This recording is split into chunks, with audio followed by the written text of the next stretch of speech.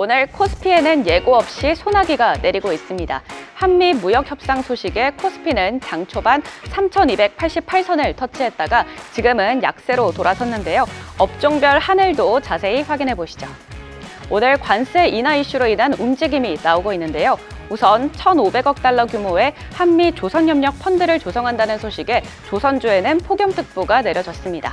그리고 자동차주에는 당국이 차 관세를 12.5%로 주장을 했지만 미국이 이를 받아들이지 않고 15%로 결정하자 실망 매물이 나오고 있습니다. 한편 한미 무역 협상이 타결된 이후 시장에서는 북한과 대화에 나설 수 있다는 기대감이 퍼지면서 남북 경협 관련주가 부각이 되고 있습니다.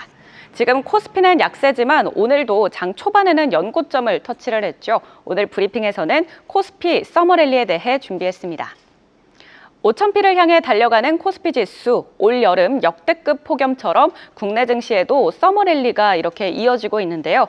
어제 코스피 지수는 6거래일 연속 상승세 이어가면서 연고점을 또다시 경신을 했습니다. 올해 코스피 지수 추이를 보시면요. 1월에는 2,398선에 출발을 했는데요.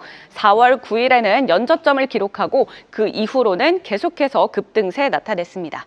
29일에는 3,230선, 어제는 3,254선에 마감을 했고 오늘도 마찬가지로 한미 무역 협상 타결 소식에 장 초반에는 3,288선까지 터치를 하기도 했습니다. 다른 국가들과의 주가 지수도 비교를 해보면 한국 코스피가 이렇게 가장 뜨거운 모습을 보이고 있는데요.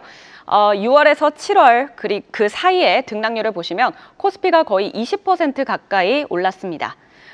최근 연일 사상 최고치를 기록하고 있는 미국 S&P 500 지수와 나스닥은 각각 7%와 10%를 기록하고 있는데 코스피랑 비교하면 1.9에서 2.5배나 차이가 나고요.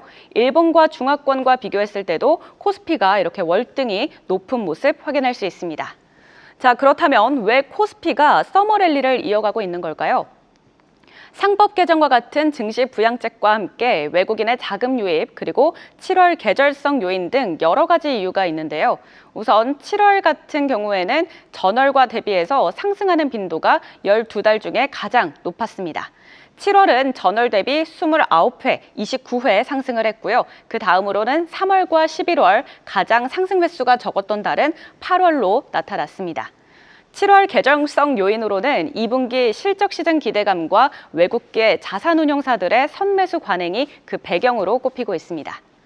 또한 서머랠리를 이끌고 있는 또 다른 원인, 바로 큰손으로 불리는 외국인 투자자가 순매수하고 있다는 점입니다.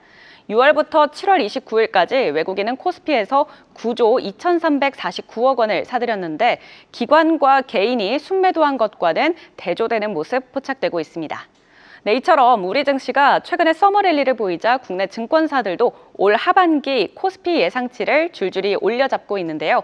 한국투자증권과 IBK투자증권은 각각 3,550, 3,400으로 올려잡았고요. KB증권은 3,700, 그리고 하나증권은 최대 하반기에 4,000피까지 가능할 것으로 내다봤습니다. 8월을 하루 앞두고 서머랠리가 지속 가능할지도 궁금한데요. 증권가의 분석에 따르면 긍정과 부정으로 이렇게 나뉘었습니다. 긍정적으로 보는 쪽은 정책 기대감과 주주 환원 여력, 경기와 기업 이익이 견고할 것이고 개인 대기 자금이 풍부함을 강조를 했는데요. 대신증권은 3분기에도 등락을 거친 뒤 2차 상승 추세를 재개할 것이라고 전망했습니다. 네, 반면에 오늘 한미 관세 협상 결과가 나왔는데 우려는 어느 정도 좀 해소되긴 했지만 그래도 반도체와 의약품 쪽에서 추가 관세가 매겨지진 않을까 하는 걱정은 여전한 모습이고요. 글로벌 경기 둔화를 우려하는 시선도 나오고 있습니다.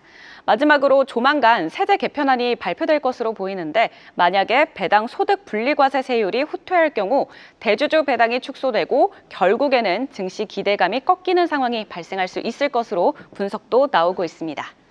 자, 그렇다면 8월엔 어떤 전략이 필요할까요? 미래에셋증권의 리포트를 가져와 봤는데요. 일단 8월 증시 환경은 중립적이다라고 평가를 했습니다.